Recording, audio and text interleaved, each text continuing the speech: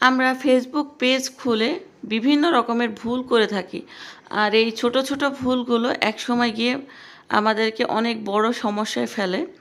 তো আজকে আমি এই বিষয়গুলো আপনাদের সাথে শেয়ার করব এই চকলেট কেকটি বানাতে বানাতে। তো প্রথমে আমি একটি শুকনো পাত্রে 2টি রুম টেম্পারেচারের ডিম নিয়ে নিচ্ছি। আর ডিমগুলো কিন্তু অবশ্যই রুম টেম্পারেচারে হতে হবে। এখন ডিম থেকে ডিমের কুসুমগুলো আলাদা করে নিচ্ছি। এর সাথে হাফ কাপ প্লাস 1 টেবিল চামচ পরিমাণ চিনি যোগ করে নিচ্ছি।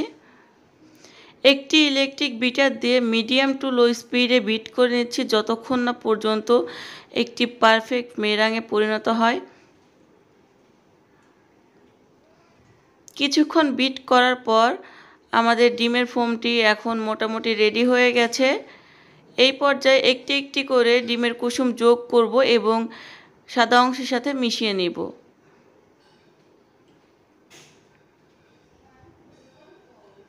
এখন 2 টেবিল চামচ পরিমাণ সয়াবিন তেল এবং 1/4 চা চামচ পরিমাণ চকলেট পেস্ট যোগ করে দিচ্ছি। এখানে আপনারা চাইলে 1 চামচ চকলেট এসেন্সও দিতে পারেন চকলেট পেস্টের পরিবর্তে। এই পর্যায়ে হাফ কাপ ময়দা, হাফ চা চামচ বেকিং পাউডার এবং 2 টেবিল চামচ কোকো পাউডার ছাঁকনিতে নিয়ে আমি অর্ধেকটা ছেঁকে মিশিয়ে নিব। আর হ্যাঁ, এই কেকটি বানানোর আগে আমি কিন্তু আরও একটি চকলেট কেক বানিয়েছিলাম, আবার কেউ বললেন না যে ছাঁকনিতে ময়লা। তো আমি অর্ধেকটা শুকনো উপকরণ ছেঁকে নিয়ে খুব ভালোভাবে মিশিয়ে নিচ্ছি। আর এক্ষেত্রে কিন্তু খুব আলতোভাবে মিশাতে হবে, নইলে ডিমের ফোমটি নষ্ট হয়ে যাবে। প্রথমবারে মেশানো কমপ্লিট হয়ে গেছে, এখন আমি দ্বিতীয়বার মিশিয়ে নিচ্ছি।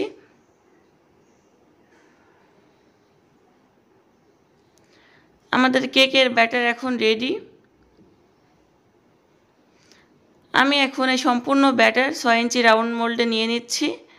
1 পাউন্ড কেকের জন্য কিন্তু 6 ইঞ্চি মোল্ডে পারফেক্ট।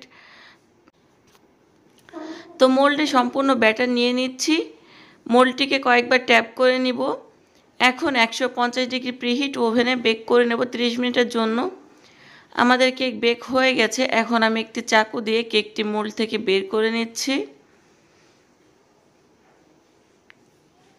কেকটিকে 3টি ভাগে ভাগ করে নিচ্ছি। আর আপনারা দেখুন কেকটা কতটা পারফেক্ট হয়েছে। তো আমি এখন কেক ডেকোরেশন করতে করতে আমি ক্যাপশনে যে বিষয়বস্তু দিয়ে দিয়েছি সেগুলো নিয়ে আলোচনা করব। তো কেকের উপর সুগার সিরাপ দিয়ে ক্রিম দিয়ে কেকটিকে ক্রাম কোটিং করব। আর আপনাদের সাথে শেয়ার করছি যে কি কি ভুলগুলো আমরা করি। প্রথমত আমরা ফেসবুকে বিভিন্ন থার্ড পার্টি অ্যাপসে লগ ইন করি, যে আমি 2025 সালে আমি দেখতে কেমন বা আমি কোন অবস্থানে থাকবো, এগুলো কিন্তু সম্পূর্ণ থার্ড পার্টি অ্যাপস। আর এরা কিন্তু আপনার সম্পূর্ণ ফেসবুকের অ্যাক্সেস নিয়ে নেয়। আর আপনার যেহেতু ফেসবুক পেজ থাকে আপনার নিজস্ব প্রোফাইলের সাথে, সেক্ষেত্রে কিন্তু এগুলোতে আপনাদের ক্লিক না করাই উত্তম। এবং আমরা কিন্তু বিভিন্ন সময় বিভিন্ন মেসেজে বা বিভিন্ন কমেন্টে বিভিন্ন লিঙ্ক পাই, সেগুলোতে কিন্তু আমরা কৌতূহলবশত ক্লিক করি। আর এই কারণে কিন্তু আমাদের ফেসবুকের অনেক ক্ষতি হয়, কিংবা আমাদের ফেসবুক পেজটিও হ্যাক হয়ে যেতে পারে। আমরা যখন কোনো একটি অ্যাপসে লগ ইন করি তখন কিন্তু আমাদের কাছে পারমিশন নেওয়া হয় যে তারা কি আমার গ্যালারির সকল জিনিস দেখতে পারে, বা আমার সকল অ্যাক্সেস কিন্তু মোটামুটি তারা পেয়ে থাকে।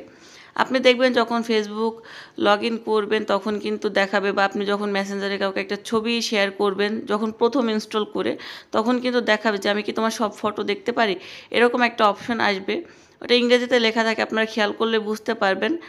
আর আমরা কি করি, ফেসবুক পেজে কম সময় লাইক ফলোয়ার পাওয়ার জন্য অনেক সময় কি করি যে বিভিন্ন জায়গায় গিয়ে ফলো ব্যাক বা লাইক ব্যাক এগুলো বলি। এগুলো বললে আসলে আপনার কাছে কিন্তু অডিয়েন্স আসবে, কিন্তু যারা আসবে তারা কিন্তু তারা নিজের স্বার্থের জন্য আসবে এবং কিছুদিন পর কিন্তু আপনাকে আনফলো করে দিবে।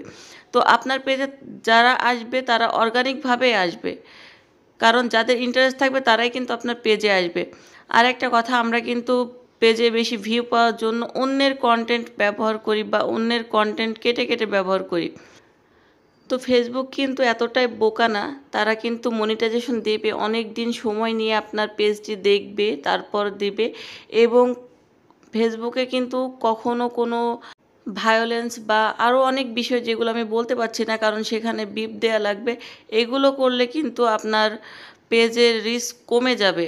আর পেজের রিচ একটা সময় ঠিকই আসবে, আপনি যদি পেজে সবসময় রেগুলার থাকেন। ভিউ আসবে না ঠিক আছে, কিন্তু একটা সময় গিয়ে ঠিকই কিন্তু আপনার কোনো একটা ভিডিও ভাইরাল হবে বা আপনার কন্টেন্ট মানুষজন দেখবে। তখন কিন্তু আপনাকে আর পিছনে ফিরে তাকাতে হবে না। তখন অর্গানিকভাবে আপনার পেজটি রিচ হয়ে যাবে। তো এইগুলো নিয়ে টেনশন করার কোনো দরকার নেই। আপনি আপনার নিজের মতো কন্টেন্ট দিতে থাকুন। অবশ্যই একদিন গিয়ে ভালো কিছু হবে। তার মানে এই না যে আমি এখন দিচ্ছি, আমার এখন ভালো লাগছে এখন দিচ্ছি, এরপরে ভালো লাগবে না দিব না। আপনার কিন্তু রেগুলারিটি মেনটেন করতে হবে, যে আপনি একদিন 5টা কন্টেন্ট দিলেন, এরপরে আপনার ইচ্ছা করলো না বা সময় নেই আপনি দিলেন না। এর চেয়ে আপনি শিডিউল করে বা প্রতিদিন একটি একটি করে কন্টেন্ট দেন, সেটাই ভালো হবে। আর আরেকটা জিনিস, আপনি কিন্তু যখন ভিডিও আপলোড করবেন তখন এই বিষয়টা মাথায় রাখবেন যে আপনার ভিডিও কেউ দেখবে না। আপনার ভিডিও কেউ দেখবে না, আপনি আপনার নিজস্ব স্যাটিসফ্যাকশনের জন্য ভিডিওগুলো দিচ্ছেন। আর রেগুলারিটি মেনটেন করতে হবে। আর আমি কিন্তু আমার সম্পূর্ণ নিজস্ব অভিজ্ঞতা থেকে বলছি। আর আপনারা যারা ভিডিওতে গান ইউজ করেন তারা কিন্তু অবশ্যই ফেসবুকের লাইব্রেরি থেকে গানগুলো নেবেন, নইলে কিন্তু পরবর্তীতে আমার মতো অনেকগুলো ভিডিও ডিলিট করা লাগবে। ভিডিওটি কেমন লাগলো অবশ্যই আমাকে জানাবেন। ভিডিওটি ভালো লাগলে বেশি বেশি শেয়ার করে দিবেন।